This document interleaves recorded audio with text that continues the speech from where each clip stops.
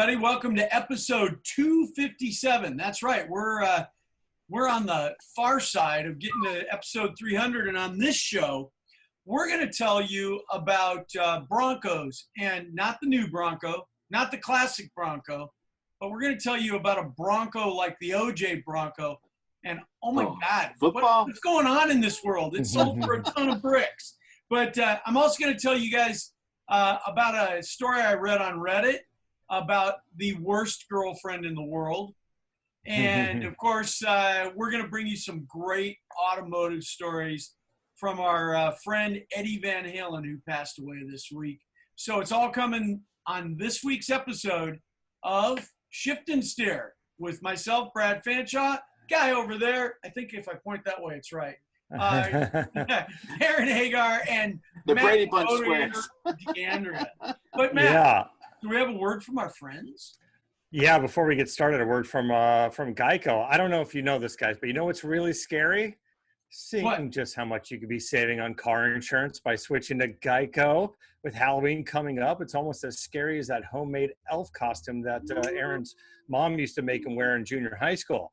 True story. Now, Geico can't erase that memory tripping down the hallway in oversized pointy shoes, but they could save you 15% or more on car insurance. So stop waking up in the middle of the night in a cold sweat, wondering what happened to that green onesie, Aaron. Just switch to Geico and save. 15 minutes could save you 15% or more on car insurance. Check out geico.com. I'll let you know. He still has that green onesie. Mine had a tail hole in it. I'm sure it did. It's called the poop chute. Aaron's a furry. Didn't you know he was a Furby? He's so I'm gonna right now I want to tell you guys I have good news and I have bad news. The good news is I've needed a new microphone since we started doing this Zoom. Yeah. So I ordered one of those new Shure mics, really nice, get some rich tones. And the bad news is it didn't arrive for this week's show. So yeah, I can tell. We can tell just by listening to you. We're like, wow, that thing's really crushing it over there. It's good. I went vintage, so yeah, right. Oh, so it sounds like your phone connection. Well, yeah. my microphone are very directional, and then you can't hear. The microphone is working, but the light is not. So, well, I have a really nice boom mic down here somewhere, but it has the wrong connection for my iPad, and I keep forgetting to get a USB-C adapter.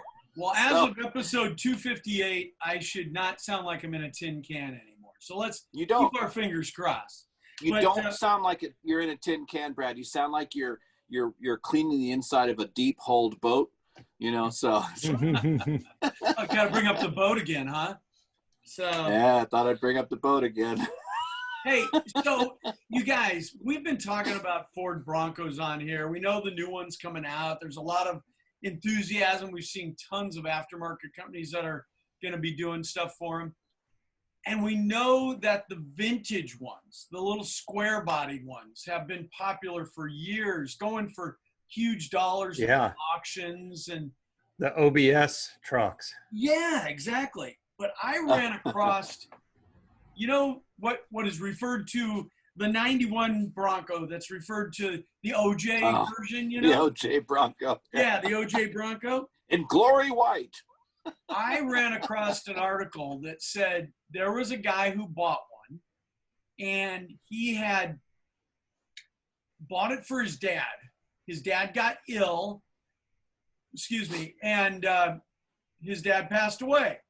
So his dad never got to enjoy it. Because he had bought it for his dad, he put it in storage with only 29 miles on it. Still had the plastic on the seats, window sticker, everything on it. And he put it in storage up in Wisconsin. And now years go by, and this guy gets sick. And he calls the storage place where he had some other classic cars. And I'm imagining they were all Fords because they gave a partial list in the story and everything was Fords. So this is like a dream story for Matt. So Matt, what you have to do is you have to get yourself a storage facility. He called the guy at the storage facility and apparently told him something to the effect of, I got some heart problems. I'm not going to make it. I don't have any family. So do something with my cars. Guy passes away. The guy at the storage facility, 30 days later, he's like, woohoo, I'm selling these things. And he sold all the cars, but kept the Ford Bronco, and he kept a 1990 F350 Ford pickup truck that the guy had. And then you know what he did with them, Matt? What would any Ford guy do with that right there? Put a Chevy badge on it. Right? LS Swap. He went down to LS Swap, He went down to this collectible car store near him in Wisconsin and traded those in on a brand new Corvette. So, right. But anyways, so this place put it up for auction. They said that it had the original tires, everything original, and it still passed the state inspection. And this truck that went for $22,625 new on the sticker got $90,000.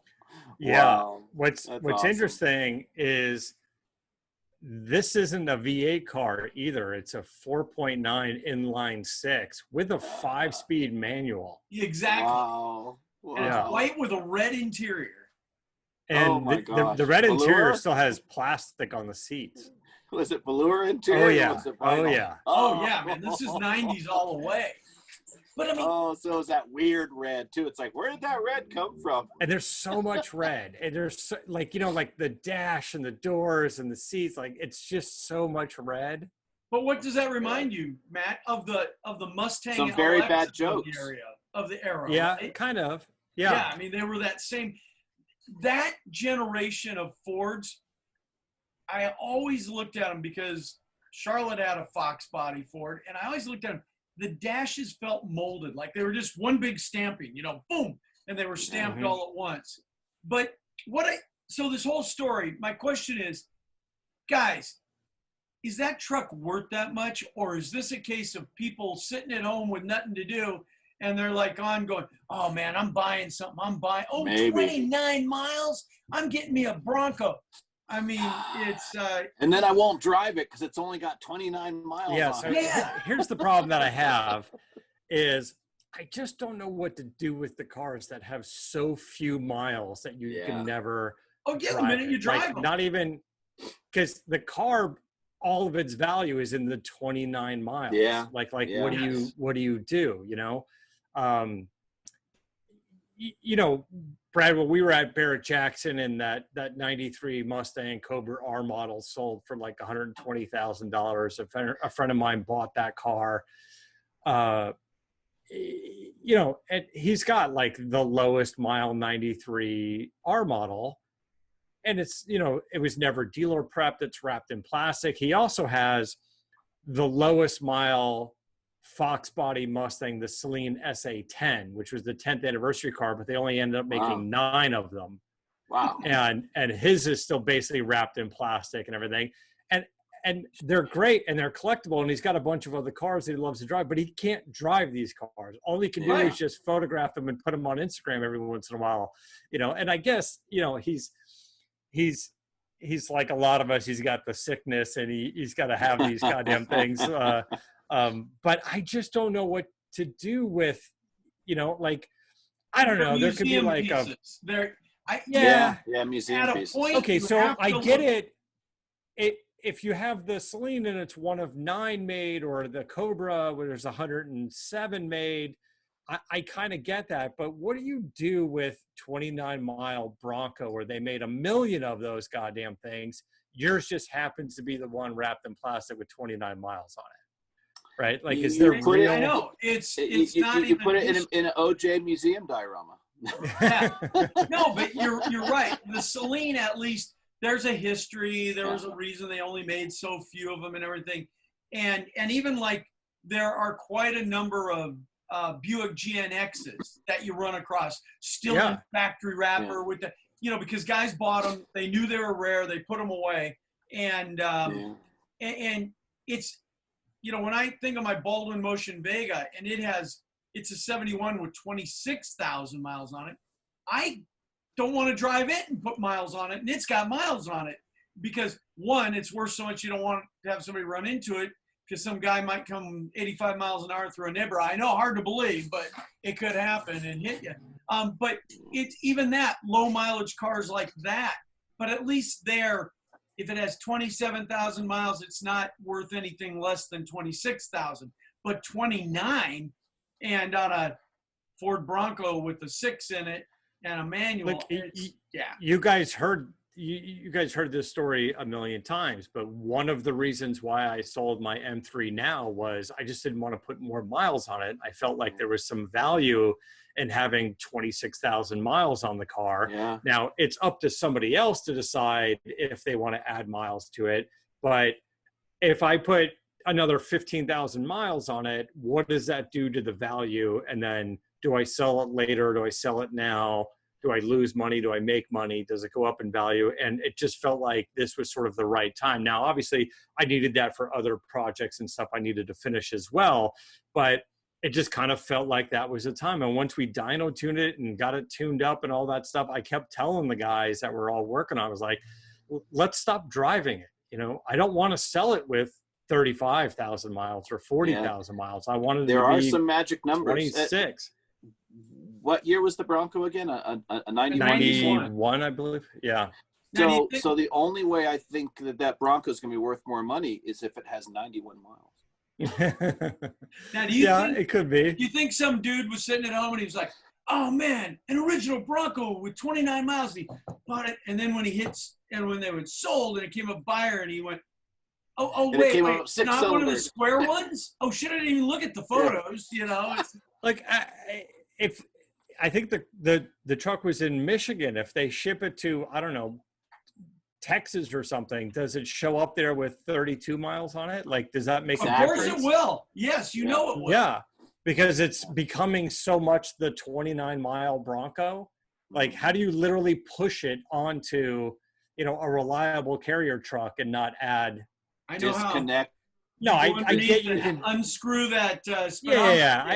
I get it. You could do that, but then why not just do it all the time and drive it for 10,000 miles? Right? I had a buddy. It's got 129,000 miles. Right. I had a buddy. His name will not be repeated. This was back in Omaha, and my Omaha friends will probably know exactly who he was. He was very fastidious. He was very meticulous about his cars, but he would buy cars. And the first thing he would do is crawl underneath and undo the speedometer cable so he didn't put miles on. And I was like, well, it's kind of obvious when it has a second set of tires. Well, after a while, everybody locally knew that Larry was rock chips. That the guy was notorious for this, but he would sell his cars out of state, and you know, he'd be like, man, that Camaro's got such low miles, and it'd be like, you know. Yeah, if you look at, you know, now today you couldn't get away with it because it'd be like, well, how did you have it at LS Fest? How did you have it at this and that? You know, all these places, you know, back then. And everything's digital, like all the, you know, all the odometers and everything's just sort of digital. So you can't really get away with that kind of stuff. You know, and it's actually true too, because I had to replace the gauge cluster on a motorcycle at some point because it failed. And when I plugged in the new gauge cluster, the miles showed back up. Yeah. Yep. So it's not in the gauge cluster. It's in the ECU somewhere under the seat. Now, can you put it on blocks and put it in reverse and drive it in reverse for a while and have it? That works. That absolutely works. Yeah. It really? Definitely. No, did that ever work? No. Well, it falls off the blocks and goes through the glass wall and into the forest, and your Ferrari's toast, man. Boy, that seems so familiar, doesn't it? Doesn't it? So, hey, do you guys remember that movie Gone Girl? Do you remember a movie? Sure, called yeah, Gone Girl? yeah. About a guy whose girlfriend disappeared. Well, yes. This has nothing to do with that, but I sure think that the name goes well because I saw a Reddit post that this girl would be gone in an instant. There's this dude. Okay, so I'm going to just set up the story. I'll bring it down as brief as I can. This dude buys his first house, has a 2.5 car garage. So what's any car guy do? He moves in and he's like, woohoo, got a shop. So he goes out, finds himself a 67 Impala, gets it in the garage, blows it apart, starts doing a full resto on it. And what he does is then he goes out and he finds a girlfriend. So now he's got a house, he's got a car, he's got a girlfriend. And after a while, this girl, moves in. And as he told the story, he said that the girl, when it first started getting cold, she's like, well, I want to park my car in the garage. And he's like, nope, that is my shop. I'm doing the restoration of my Impala in there. And he said they were going back and forth. And he's like, hey, you can park in the barn. There's a barn around the corner. You can park there. And she was like, no, I want to park in the garage. He was like, no. He said it was an ongoing issue.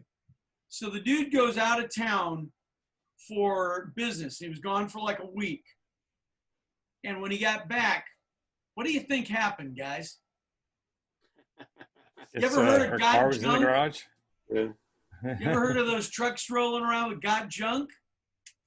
Yeah. So the chick called, got junk, and had him haul away the car and all the parts. The guy comes back from out of town and he like flips dug a big hole in the backyard and in his garage and it's like wait a minute. And he goes, not only that, I had $11,000 worth of new parts in there that they hauled away too. And she's like, it's not that big a deal. And he goes, oh no, this is a big deal. He calls the cops and files charges of grand theft auto and larceny. And the cops come over and they arrest her because you know why? He has surveillance footage in his house of her opening the garage doors, inviting the guys in, pointing to stuff, telling them, and it's not her car to have done. It's not her house. He kicks her out. The story goes, like local news and everything like that. Well, got junk, I guess, doesn't haul everything to the dump because that car didn't make it to the dump. It made it to somebody's house, and the insurance company tracked it down and got it back and all the parts for him. Wow. But I'll tell you what. Good story. That's not his girlfriend anymore. Yeah, you think? That's like the worst girlfriend. Well, in jail, it's somebody else's girlfriend. Yeah, some other nice young lady's got a little new girlfriend going on over there. Yeah, probably. I mean, would that be the worst though, to have some girl like that? I mean, makes me realize how lucky I am because my wife has had to park outside for years, and I got big garages, and they're all full of projects. Well, I park outside right next to my wife, so. Yeah, I do too. Yeah. I remember for a long time when my wife was driving her Mercedes all the time, and in the main garage at our house, I had a lift, and that poor woman, she had to like pull in and then jog over to the side and then pull in, and when she was backing out, do the same little jog, to pull in around the lift. And never complained once. She had to kind of shimmy out of the door and everything. And of course I had like padding on the wall so that she wouldn't ding the door of the car when she got out. But never complained a bit. Wait, your garage has padded walls, Brad? Yeah, well, for those bad days. Well, it does now that he moved his mom into the garage. So he makes his mom sleep in the back of the El Camino. Here's your new bed. Oh no, no! I don't want to take the chance of scratching that out. Come on.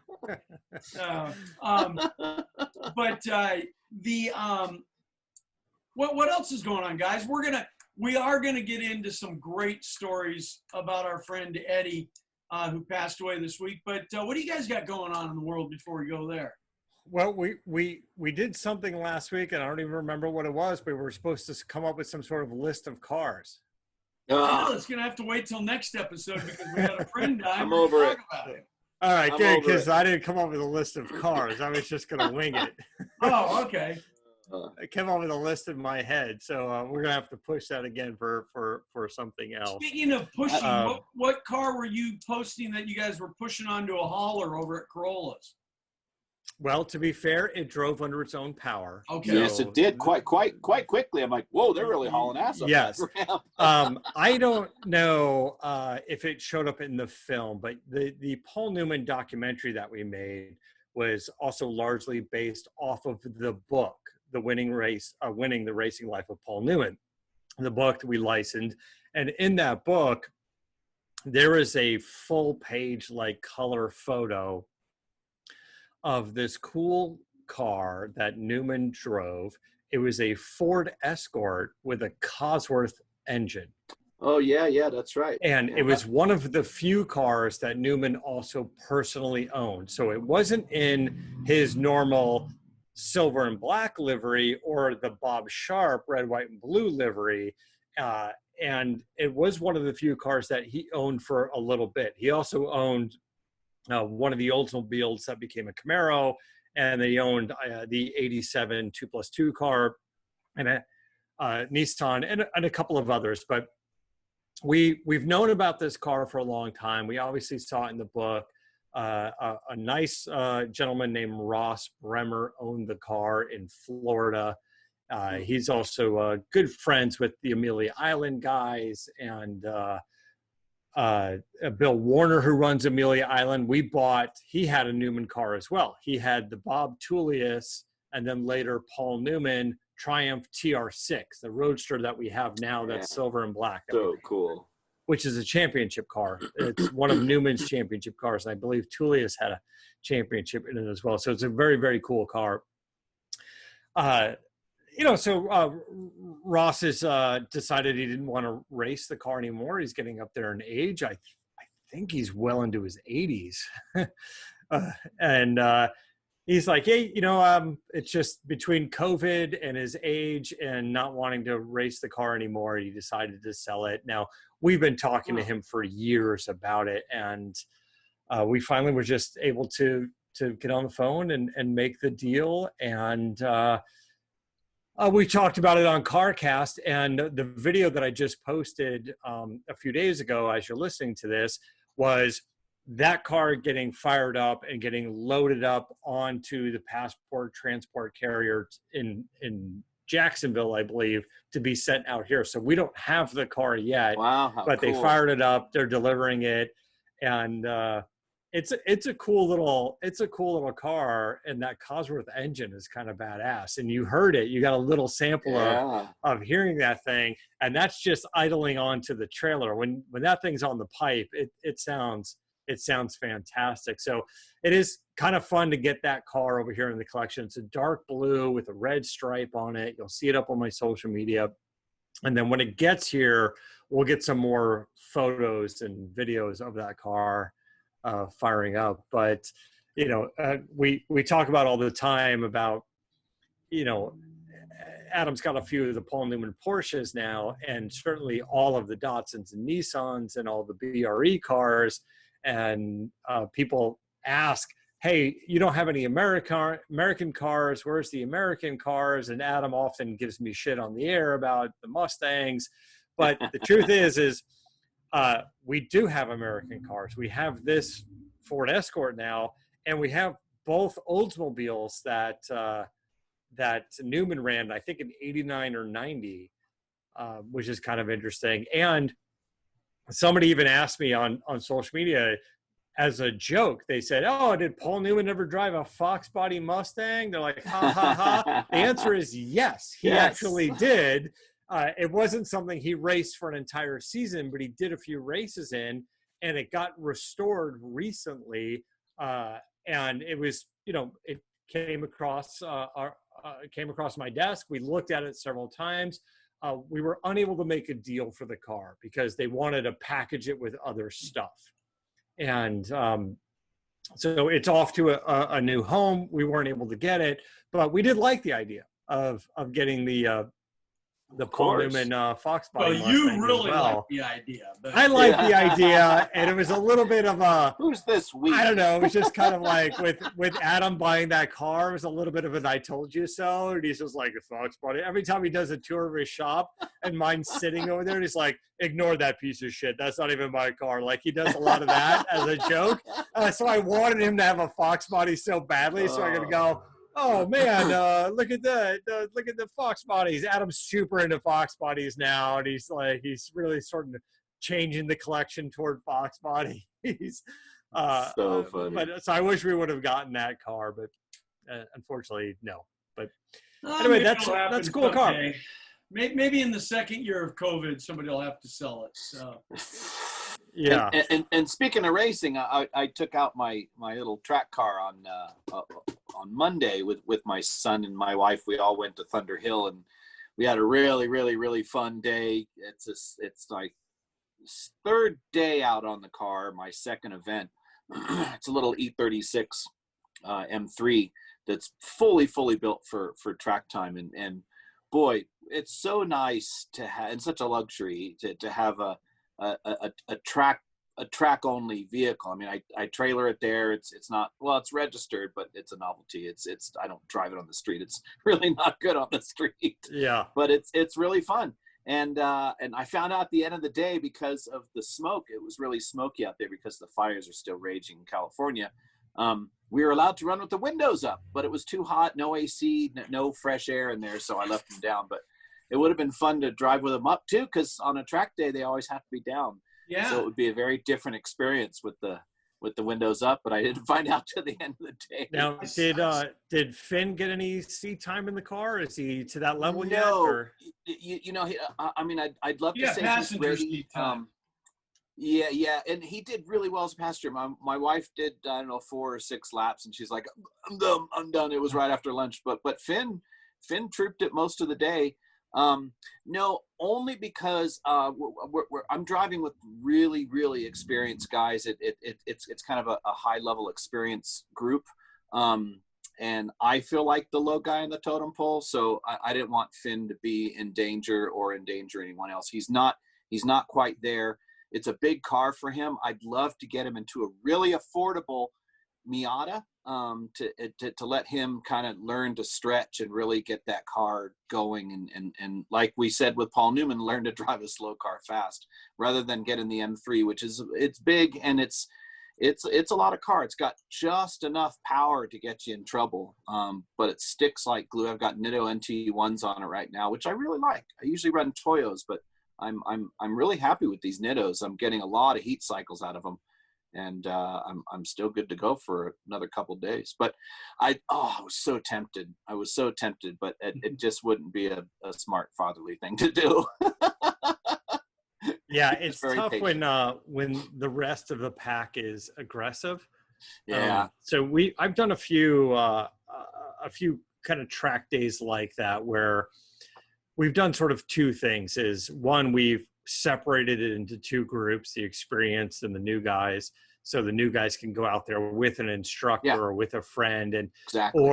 or if it's not a big group of cars, maybe 12 cars, and people want a lot of seat time, we put different stickers on the front and the rear windshields of the car. So you're coming up on the novice. Don't scare the guy. It's not a race. It's a track day. Only pass in certain areas when you're getting waved by, and, try not to fill the rear view mirror and intimidate and push them out of the way. Like, just let them do it. Those are the normal rules. Yeah. This is actually a private track day. I get to roll with some pretty hardcore guys, and they've been inviting me, and I hate to say yes because it's so sweet of them to invite me, but it's a private track day. So these guys, we have 2 groups. We have the GT group, which is mostly Porsches, GT4s, GT3 RS. There's a couple cup cars out there. There was a few guest cars, which were kind of in my caliber of well-converted street cars, but the rest are all dedicated. And then they have an Aero group, and these guys are running Formula cars. And let me tell you, this is an experienced group. So it's not that they're aggressive.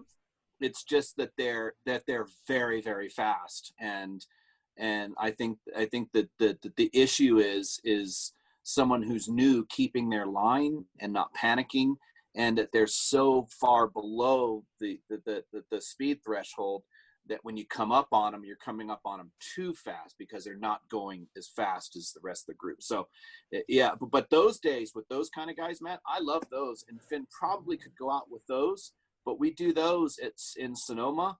And so far they haven't allowed any passengers, and he definitely needs an instructor or a co-driver to kind of coach him. So we haven't been able to do that. So but those track days you're talking about, those are great. Those you're absolutely right, Aaron. You don't want to put him out there with those guys because it'll be so intimidating and dangerous. But yeah, and for those other drivers too, because like you said, what happens with an inexperienced guy? We've all been at the track when a guy and he gets out of the groove right as you're coming in hot, and you think he's going to stay with it, and then all of a sudden everybody's in a bad place. So and like you said, Matt, if you guys have ever done shifter karts or anything like I've done, the novices always have the back of the helmets marked, so it's big yellow dot. Yeah, I mean, just so you know, because that way it's they have tentacles. Yeah, I've been doing it for 20 years and I've still got that on the back of my helmet. So I'm never taking that dot off there. I rather be in that group anyway. Yeah, and then you drive fast, right? So, yeah, that way when I screw up, everyone's like, "Oh, bless your heart," and the other group are like, "What did you do?" We'll get you there. We'll get you there. Yeah, It's so fun though. If you love the spirit of driving and you find yourself being a jackass on the street, get on the track. There's rentals out there. There's cheap cars. The Miatas are a great thing to get into, or the Hondas. But you get out there and you get in a sticky car and you learn to drive and you build your confidence with grip, and it's really a whole different experience. And I find myself doing the speed limit on the way home. I'm too tired to speed. Listen, I did one of these track days, and like three of these dudes just showed up in rentals. They all rented Porsche Boxsters. Well, but the thing is you really need the right tires, suspension, brakes, and you need the safety equipment. Having a proper seat that really fits you so you don't move around. My seat is about an inch too big on both sides, so I'm like stuffing padding and stuff in there. My butt cheeks hurt so bad and my legs hurt so bad because you don't realize you're trying to lock yourself in that seat, because when you're symbiotic with the car, you can feel every single little thing, and you can really drive to the limit with light hands, pinkies out. And it's really a whole nother experience. When you're cinched down, I told Finn, grab that seatbelt, 2 hands, exhale and torque it down, do it again, do it again, do it again. We must have torqued that seatbelt down. I usually do it at least 6 or 8 times before I even get to the entrance of the track. And then after a couple laps, I'm wishing I could have cinched it down even more. It's kind of awkward, but it's awesome when you're strapped in, and what anything that car does, you do with it, and it's really spectacular. Mm-hmm. Well, it sounds like a fun track day. I've never been on that track, so it should be. It's a good track. So there's a 2 mile or just under 2 mile, a 3 mile, and then a 5. And wow. we're looking at doing the 5 mile late in the month, and I'm really excited about that because it is gnarly. You're gonna be really tired then. Yeah. Yeah.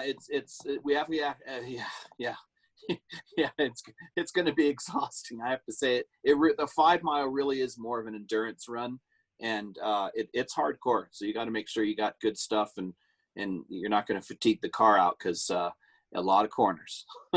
Hey guys, do you have anything else before we move on to talking about our buddy? No. Let's go. Well, as we have probably all heard by the time you hear this show, on Tuesday earlier this week, October the 7th, I believe it was, Eddie Van Halen passed away. He'd been sick for a long time. I mean, I think we knew it, being Aaron and I, since we had a close affiliation with, the guys, been hearing the rumors, hearing everything, hearing the talk, hearing why things weren't happening. And it's tough to hear when Eddie originally got sick. It was just like, what? for a guy in the music industry to have something that affects his tongue and his gums and things like that, really gnarly, I mean, but Aaron, what did we see the entire time? I mean, since you were a little kid, is a guy who had a cigarette, man. I mean, he always had a cigarette. Or two. And the thing was, he was one of those guys that lit his first one with his second one. It was, it was ongoing. It was kind of an art form, really. Yeah. And him and Ed Leffler, the manager. Oh, yeah. That Dad brought in. Ed used to have one or two in the ashtray, one in his hand, and then he'd be fiddling for another and going, "Where's my cigarette?" And he'd start up another one. Oh, it's in my other hand. That's another guy we lost too early. That was just awesome. I loved it. He was great. But so Aaron and I talked a little bit, and we said, you know what? Let's show a tribute to him and talk about Eddie the car guy. There's all kinds of stuff out there from celebrities and things like that talking about how they knew him, but we got to see Ed, in that light, but we also got to see him talking cars and being around cars. Why don't you kick it off, man? What was one of the memories? Because I got some really great stories talking. Well, the whole thing started with Claudio Zampoli and started cars. I mean, the classic story is Claudio introduced them, when Eddie was doing the Countach, I think, working on it. And Dad was working on the Boxer, and Claudio Zampoli introduced him. So the whole car thing with Eddie goes way back. But I loved to watch Eddie neglect his cars because then I could say, hey, maybe I could buy that one. And he had this little Porsche Speedster. It was I think it was a dark black, kind of purpley black. And it was sitting out at the studio in the Canyon House underneath this tree, and it was a eucalyptus tree, so it was trashed. And I think there's a couple stories. You have to excuse my memories here; they're quite scattered. But I don't remember whether a branch fell through it the first time or the second time. But one of the times it was trashed. And I wanted it so bad, and I had a little '58 Alfa Romeo that was my first car, and so I loved the little speedsters, and I'm like, this thing is so awesome. And he was like, 20 grand, that's yours. I think it was 20 grand or 15 grand or something. It was yours. And I'm like, okay, I want to do this. And Dad was like, because I was still a teenager, he's going, no, you'll kill yourself in that car. You're crazy. But I wanted that little car so bad. It was this beautiful, it wasn't a kit car to my memory. It was a real. Oh, it was a real one. It was a real one. Yeah. And it's steel body and beautifully done. And it just sat in the tree. He had it fully redone. I think it ended up under the tree again. But he also had one of those Typhoons, those GM Typhoons that we talked about. Yeah. And I did go to get that, and I don't remember what he wanted for it, but it was pretty affordable for me at the time. And I went and I drove it, and it stunk like cigarettes so bad. I mean, so bad inside, and there were cigarette burns all over the seats, and I think I drove it around the block. I don't even know if I got out of the property line, and I was like, I can't do this. I can't be in this car. But yeah, Eddie loved his cars, but it was another thing keeping them. Now he had a Miura as well. Yeah, that's one of my stories. Yes. Yeah, his Miura was really. He had a Countach too, which I drove. I don't remember whether it was from the house to the Malibu house or from the Malibu house to the Canyon house, but I was always driving the family cars back and forth, and I think Eddie allowed me to do that one time. And man, that thing was rough. It rattled and it made strange noises. And I remember the clutch, because I didn't want to touch anything and I didn't want to change anything. And we were remote, kind of the same height, but I remember having to push that clutch all the way down with my tiptoe, and it went like under the dash and all the way down. And I was so nervous. I had grown up driving Dad's cars and wasn't as nervous as I was driving this car because it didn't feel good driving. It was really, it was worn out. Yeah.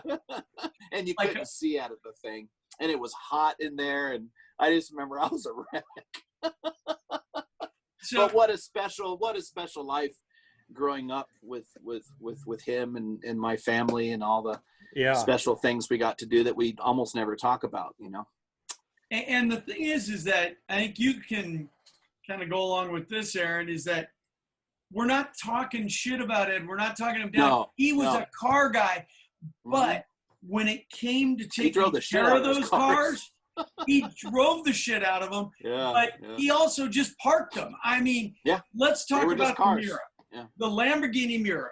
So this thing was absolutely fucking gorgeous, and I remember seeing it. Always overheating. Oh yeah, but it was. He had Claudio do a nut and bolt restoration on this thing, Matt. Yeah. And I was up at the house the day it got delivered back from Claudio's, and it's sitting there, and it's shiny, and it's beautiful, and you know, those cars are so sexy, as you know, because of you know, Adams and it's sitting there in this bright orange, and I'm just like, oh my God, this car is just, oh, I want that thing, and I'm just going, oh man, that's like my dream car. So, you know, time goes by, I come back up there, you know, I don't know, maybe a month and a half later, and I don't see the car anywhere, and I go to, I say to Ed, I go, where's the Miura? I thought you told me you were going to drive that all the time, man, you know? And he goes, that fucking thing. He goes, that thing. He goes, Claudio told me he restored it. And he goes, it's loud and it's noise. It rattles, and he goes, it overheats and you know, and I'm going, I go, well, that's it. That's restored. That's what it is. Yeah, I go, it's restored one back step to original. Yeah, I go, it's one step from a race car, man. I said, and he goes, yeah. I go, well, where is it? And we're walking into the house, and his house, his main house where he lived on the property, it was like a Tudor, and it had this 4-car garage, and you'd walk into the house through the garage. Remember that, Aaron? You'd walk in that side door, and I looked down, and I go, whoa, wait a minute. There it sits at the end in the very last stall of the garage with cardboard boxes stacked on it and Wolfie's bike leaning against it. And I was just like, oh my God, you know, it was just, and that's where it sat for as long as I can remember. And I asked him once, I go, hey, would you sell that? And he goes, I might think about buying, you know? And I was like, well, let's talk. I mean, you know, I'd be interested. And that was the weird thing about Ed. Whenever I mentioned something about buying one of his cars, it was like, he initially said he wanted to sell it, but then when we started talking about it, you know, maybe I'm going to start driving that again. Maybe I'm going to start driving. It never happened. Yeah, he didn't let go of things very easily, but by the looks from him, you'd think he didn't care about it, but he did. No, he loved them. He did. Yeah, he loved them. He had his moods and his interests, and I just don't know how good of a car guy he was. Yeah, it was. I'll tell another story. This one, because Alex wasn't any better with cars, if not worse. Oh, I've got some funny stories about Alex. So, do you remember when they were all in the studio and they all decided one day to run down and get the new 930 Porsches? Okay, so and their business manager was with them, and they all went down the hill to Beverly Hills Porsche, and they all walked in. How would you like to be that salesman? You know, these guys all walked in. Who want 930 turbos? And I thought it was when they were in Germany doing something, and they went to Stuttgart and they bought some of the prototype Porsches. Well, they had them delivered over there, and they went. Yeah, which were the 993s. Okay, yeah. The stories are all goofy in my head. But it was a few weeks after they all had them, and Alex lived up Mulholland Drive, and I was standing there with Mikey and Scotty Ross and Ed, and we're standing in front of the garages. Just down from the studio, and here comes up that long driveway. Here comes this brand new, like very recently purchased turbo, and the entire front fascia is only held on by the side bolts. It's twisted under and being pushed like a snowplow, man. And we're looking, going, what the hell is he doing? he pulls up, the car's filthy dirty, like it hasn't been washed in a year. And he pulls up and he rolls down the window, and in Alex's swagger, you know, that long, lanky dude, he kind of throws his arm out. And he goes, his eyebrows sticking up over his glasses. He goes, my car's making some fucking noise, man. I don't even know what it is. And we all just started rolling, man. It was like, and then he gets out, he goes, oh, shit. And he said he was coming down Mulholland, and he was hot-footing it. Because I was hot-footing it down Mulholland, and he goes, there's that one place where it goes kind of high and kind of low. And he goes, when I came through that place, he goes, it started making the noise. He goes, shit, I've been pushing it that far. It was like 5 miles back, man. It was like, oh my It was now God. a flat-nosed Porsche. Yeah. Alex was funny because he was a real driver. I mean, Alex track day, I mean, he did everything he could. He had, I think, Matt, he had an early Lincolnfelder Corvette, didn't he, Brad? He took that early generation That Corvette. I don't remember. That one I don't remember. Because I remember Road and Track or somebody did an article on it and they blew it up, and he was bitching about it. And then after that, he got a Mazda RX-7, the FDs. And Okay. I remember that they had rented this big hangar, this big warehouse somewhere, and Alex showed up in it. And I remember him and Dad, and everybody was talking, and I was overhearing it. And I remember Dad just having a fit because he goes, you leased that thing and you put like 50 grand, 3 rotor, you know, you did all this madness to this car. And Dad was like, and you leased it? Like you didn't even own it? And he's like, yeah, they blew up my Corvette. So That sounds like Alex, yeah. Car. And this thing was, you know, and I loved those cars back then. So it was in the 90s. They're getting ready to do the tour. And they had rented this huge facility out in the middle of nowhere. And I remember I was going nuts over that car because it was a Gulfstream Corvette. Oh, it did was you a look it up? Gulfstream. Oh, sorry, Ken. Sorry. Yeah. That makes sense because Gulfstream back in that time period was in it was 1986. But like Alex, I mean, he did carte blanche. I mean, it was like, build me the biggest, baddest, bestest thing you could ever build that you've never done before, kind of thing. Yeah. Sorry, Ken, I didn't mean to screw that up. But yeah, it was, yeah. Oh, the brothers and their cars. Oh man, I'll tell you guys another story, and this is a funny story, and it's kind of car related. But we were standing out there, and this is for the listeners. As Eddie's property was, you came through gates. There was a house. Then you came up past the main house, and then you're coming up a slight grade, and then there's like a 90 degree, and or no, 180 degree. Excuse me. And you get to the 5150 studio. Yeah. Then past the 5150 studio, there was another home that looked out over the canyon. And Ed and I were standing out there one day, and we're standing in front of the studio, and you could look kind of down over and see there was a little elevation. And he goes, oh, stand back. And I go, what? And he goes, Kim's coming. And who he meant was Kim Basinger. And and this was back when she was still married to Alec Baldwin. And something big had happened. We found out later something had happened that day. I don't know. But she was in a little white, like 500 SL Mercedes. And I remember she drove a Mercedes, And she was ripping, man. I mean, like 50 miles an hour. And he goes, just stand back. She drives kind of crazy. And I mean, I thought, oh man, I'm going to see Kim Basinger. I'm going to meet Kim Basinger. Hell no. All I see was a ball of blonde hair as she went by at about like 60. And I guess, I guess what was it?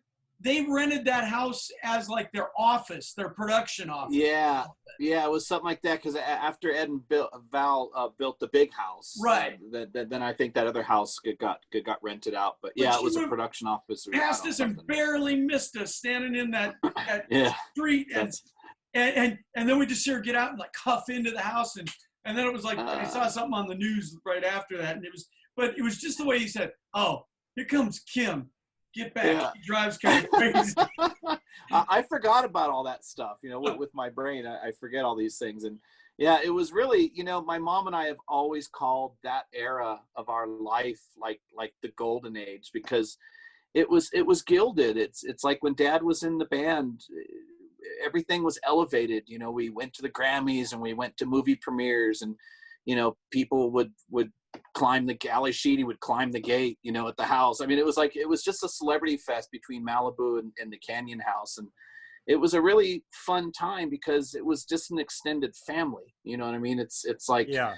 You know, the whole thing with Robert Downey Jr. climbing in the kid's window. I mean, all that happened in those eras. You know, Gary Busey used to almost run me over in the parking lot of Trancas Market, and I have lunch with Ed. I'm going to forget which Ed. Anyway, you know, it's like it was just the life back then. It was such a cool life, and Dad and Eddie's related. Dad would literally go on the front porch and yell, "Edward, word," every morning, and come out on the porch, and they'd greet each other with a house between them. I mean, it was just such a great life. It was so fun, and everything was family, and it was unified. And whether it was cars or trips or premieres, it was every experience was, looking back at it now, was legendary. If I could remember everything in detail and write a book, I think it would be a volume of 10. I mean, well, but before we even wrap, I have a question for each of you that I think a lot of the listeners and fans of Eddie would be asking. One, Brad, for you, the car question is, you do have to tell us a little bit about the truck, the OBS Chevy. Oh, yeah. Because now that everything is coming out about Eddie as a car guy in our world, and everybody uses that photo because it looks like the guitar. So just quickly tell us how that came to be. You know, is it something he wanted? Is it something you pitched him? And was it a promotional thing? Just tell us a bit about the OBS truck real quick. Well, how that it's called two things: the Boyd Hauler or the Van Hauler. And that truck was 93, I think it was. And you know, I had my relationship with the guys, and so Peterson Publishing came to us, and Harry Hibbler, and who was the publisher of Hot Rod, Sport Truck, everything like that. And they wanted to do a giveaway. And so Ed had been talking about doing a pickup truck. So it all kind of came around there.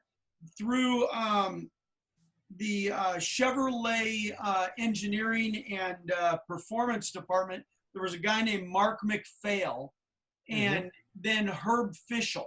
And we worked with them because we knew them. And they got us a LT1 motor, all the brand new Corvette suspension. And you guys got to remember that in 93, these late model engine swaps weren't like happening. You know, they were very hard. So the factory actually gave us a lot of technical help in putting the motor in Ed's truck. And so we did the chassis with Corvette suspension. They wanted to fit 315 tires in the back, just like that era Corvette had. So we did all that. We built those one-off 315 tires. I know. Yeah. I know. And it was like exotic, man. And so I don't think Chip worked for us yet. He was still doing freelance. And so him and I sat down, we talked about the truck, and we knew the wheels had to have, you know, Eddie's Frankenstein design. And and then, you know, Chip had drawn a stripe down the side that had the Frankenstein stripes, because Ed was very specific about don't put them all over the truck. And there's a quick story I'll tell you about that, why he didn't specifically want it, other than the obvious. But I saw it, and then I went back to Chip and I said, Chip, it's got to be something more than just a stripe. And that's where the little headstock design at the very front came from. I asked him to integrate and shape it like a headstock of a guitar at the front. And then I was pointed out later on by Ed that it was not the right style.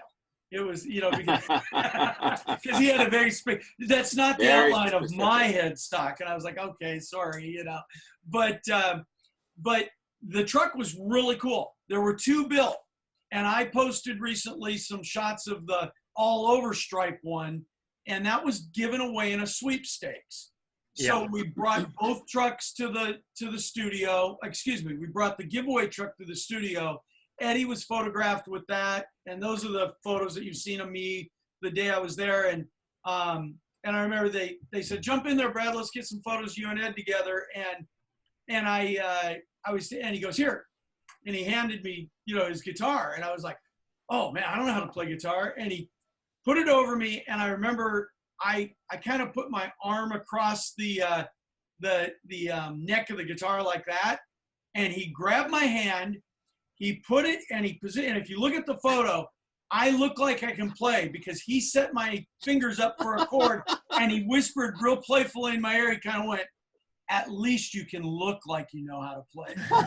and well, he was considerate like that. He was such a sweet guy. Yeah, he was. And then he got his big grin and we got these great photos. But the other truck was just paint. The wheels weren't even carved. They were tape.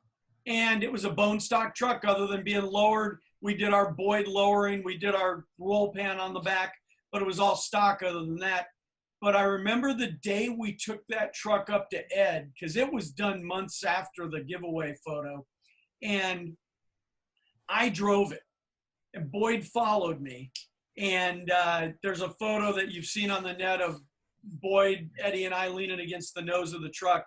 And I never had so many people wave at me, give me the thumbs up, because the windows were blacked out. They were, you know, we did limo tint on the side. Yeah. People coming up, especially going through Hollywood up Sunset and stuff, people were like, "Oh man," they thought I was Eddie Van Halen. So that was the closest I got to being a rock star driving through Hollywood. But going back to the striping, the story there was that Ed specifically said, he goes, "Man, keep that stripe as small as you can." He goes, "I've had plates on my car that say 5150. And he goes, "The fans mean well." He goes, "But man, there's been places I haven't been able to park or go." And he goes, "I had a Harley that I loved." And he goes, "The tank was painted with the Frankenstein stripes." And do you know the story, Aaron, about his Harley? I don't remember, no. He said that right across from Guitar Center, there used to be that big Tux place. And he said he had to go to a wedding. And he rode his bike down there. He pulled it right up on the sidewalk. And he said parked it literally in front of the window. He walked in for a Tux fitting. He goes, "I walked in."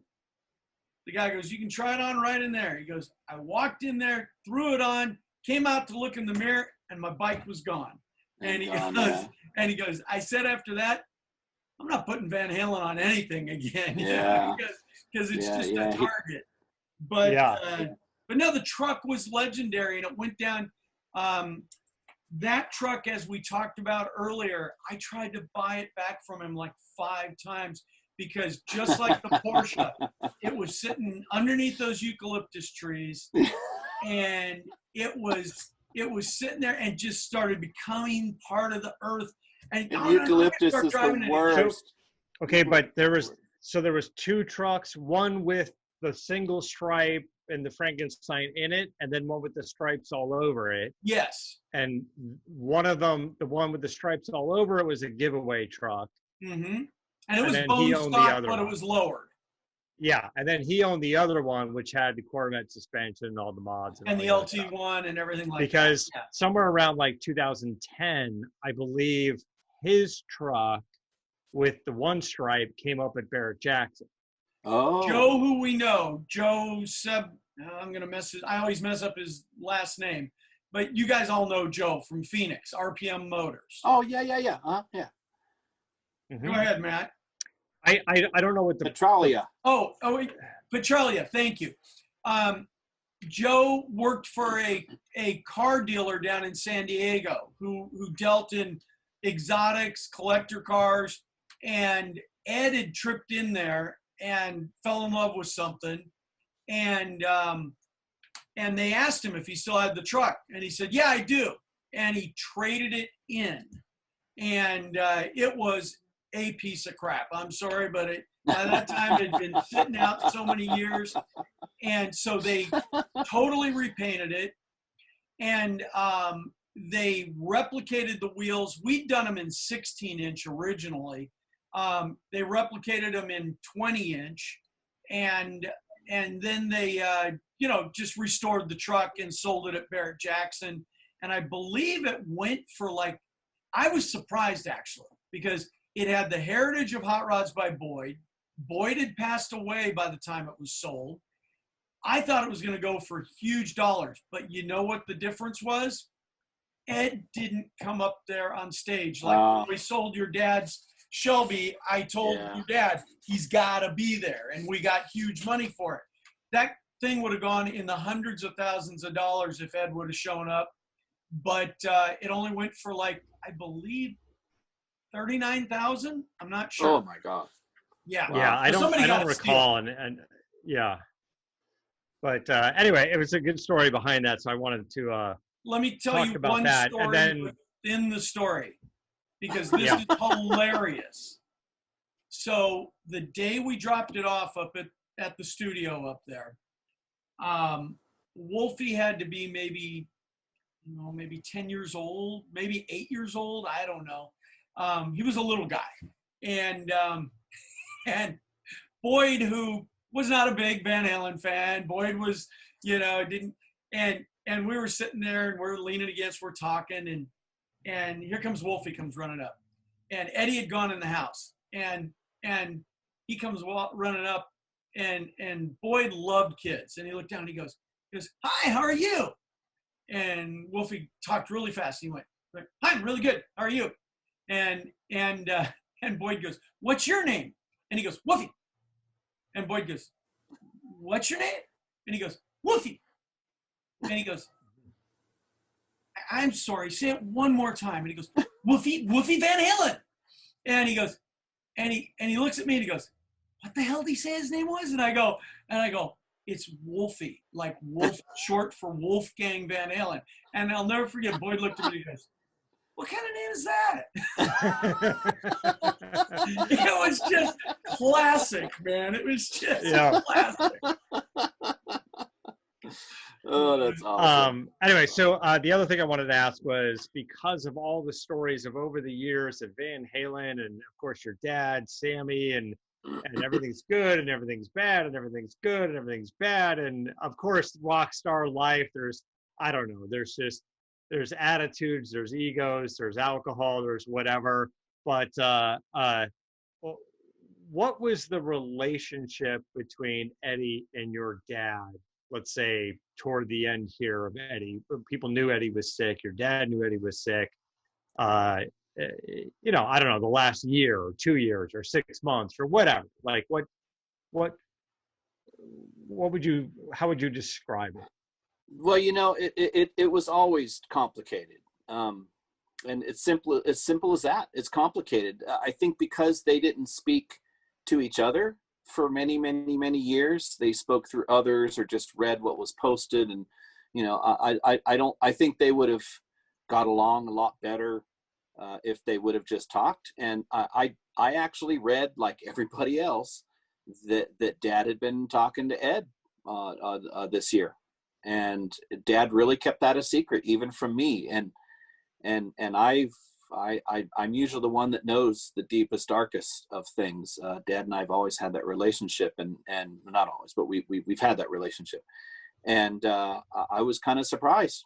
He really kept that one to himself. I haven't talked to Dad since things happened, because he just finished doing his 2-day pay-per-view show. So I really didn't want to bug him. I know he was probably getting inundated with a million messages, and he just wanted to focus. I just sent him a little love before the show. But supposedly, according to the trades, he reached out, and they've been talking. So I'm so glad that happened.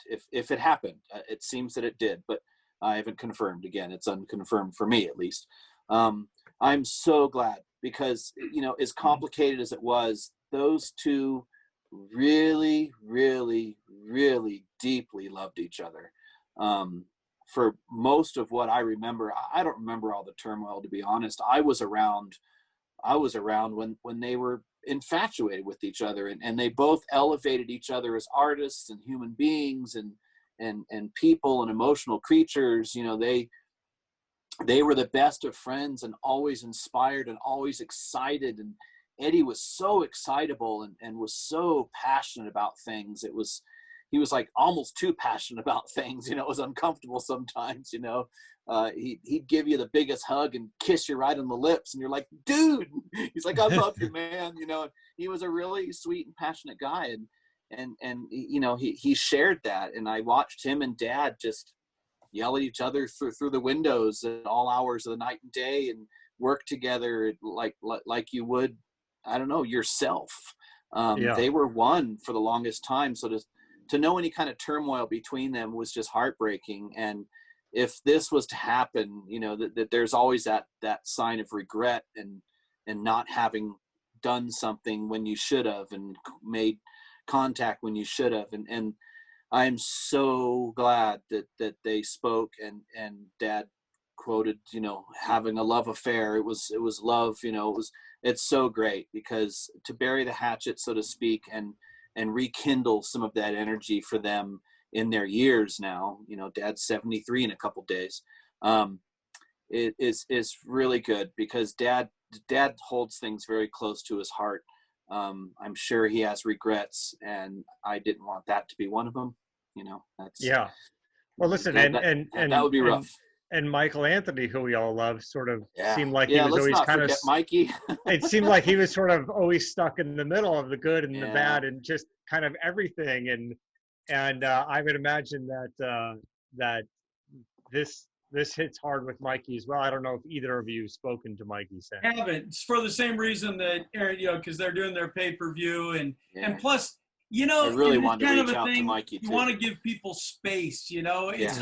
It's like I didn't even post anything on my Instagram or anything for way into the evening, because I just don't feel comfortable doing that. You know, some people are like, you know, texting me and stuff, which I love and I appreciate, but I didn't want to put anything up until way late into the night, because it's like, you know, just kind of, it's a weird deal, because we knew him on a different level. And my wife reminded me of a really cool instance that goes back to what you were saying about what a nice guy he was.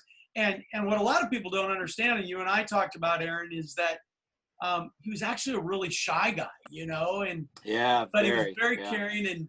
And when Van Halen had their Diamond album, which was a huge deal, and Warner Brothers threw a big, huge bash for the band at the hangar at Santa Monica Airport. And it was huge. I mean, there was every major star at that time in the 80s there. And we were invited, and Van Halen had 2 tables, you know, and we were at the table with Mike and Sue, and I remember when we got there, and I had forgotten about this, and Charlotte reminded me. She said, do you remember when we walked in and there were all these stars there, and we're looking around going, wow, there's so-and-so, there's so-and-so. And she goes, remember you sat back next to Rebecca De Mornay? And I was like, how could I forget that? You know, I mean, but what was babysitter? When we were walking in, Ed and Val were sitting at their table, and they stood up and they were like, Brad, Charlotte, how you doing? And she goes, it was like all these people that were there, and that's kind of sums up the kind of guy he really was for his friends, you know, people that he knew. And I'm not even going to say, oh, hey, I was best friends with Eddie Van Halen, because I never knew Eddie as much as I know, you know, Mikey or Sam, or, you know, I mean, but what I did get to know the guy, he was a great guy, and it was a lot of fun, you know, like all these stories, because it just shows what the character was and what they were all about. And It's too bad. Let me tell something brief, which I think sums that up, Brad, and then maybe we can close. So I don't know if our audience knows, but I was actually the original singer in the group called Bloodline with Joe Bonamassa, Waylon Krieger, Barry Oakley Jr., and Aaron Davis. And when the management company who formed that band asked us all to participate, they basically said, we want you to learn, a couple songs of your parents, and then we're going to rent this place. You're going to show up and you're just going to perform. So just know your parts. And we want to see what happens, because we had never met. None of Aaron Davis and I had recently become acquaintances through my friend, I think Mike Stevens at the time, at Hansa's studio. So I brought Aaron in. So Aaron and I knew each other. Waylon and Barry were best friends, but and then Joe and Lou, I think, knew each other a little bit. But that was it. So we show up at this place. I don't even remember where it was. I'm sure it's out there. And we had never met. So we all kind of meet. We set up in this room, and I'm nervous just thinking about it. I got butterflies thinking about it, seriously. And it was for the record companies and promoters and people just to kind of see, they're trying to start the buzz. This like was a marketing machine. Yeah, it was a showcase event, exactly. I mean, this was a marketing machine that the Wisemans were really on this. And so we all show up, we set up, and I mean, it was god awful. I'm sure there wasn't even an ounce of decency and musicianship there. It was really dreadful. Oh, come on. And but I remember, and I wish I could confirm, because I think Mikey was there too, but for some reason Dad couldn't or didn't show up. But Eddie showed up. Eddie showed up to support me, and he showed up, man, with all these, record people and all that. And I want to say Mikey was there too. I don't recall, but something in me says Mikey might have been there too. But anyway, Eddie showed up, and he stood right in front of me, and he gave me some love, and he watched us perform, and was there to support us. And I mean, I think I was 19 or 20. And that meant so much to me. And he didn't express his reasons, but I remember he gave Dad some feedback, some very flattering feedback, and we were god awful, and he saw through it, I guess. But I have never forgotten that. And even through the turmoil and all the problems that Dad and Eddie had, I never felt anything bad with Eddie, and just knowing where his heart was. And when they got back on tour, and when my wife and I were first dating, she didn't even speak English. I'm like, come on, let's go to a concert. Let's go to a concert. And it was that concert at Staples Center, and she didn't even know who they were. She was awesome. And I remember Eddie at the top of the stairs, and he's like, hey, and he just took that giant iron finger he had and just started pounding it in my chest and was complaining about something. And I looked at him and I said, man, I haven't seen you in years. I said, what's all that? And then he went, oh, I'm sorry. And he gave me a big kiss on the lips, and I was like, ah. But it's like, even after all that, he said that had nothing to do with you, and he kind of confirmed it, that even through all that stuff between him and Dad, that there was nothing but family love between us. And I've never forgotten that. It's heartbreaking. Yeah. All right, guys. Well, let's wrap it up. I appreciate all the stories. They're fantastic. I'm sure there's a million more, but we're way over time on this one. So, guys, thanks so much. Thanks so much for listening. As always, go to shiftandsteer.com to check out the podcast and photos and things like that. And you can follow us all on our social media. You know where we are by now. Yeah, you can find us. But hey, thanks again for giving us the 5-star ratings and for going on there, because there's more every week, and we appreciate that. Our goal is 500 plus, so help us get there. This one's for you, Ed. Thank you, man. Thanks, guys.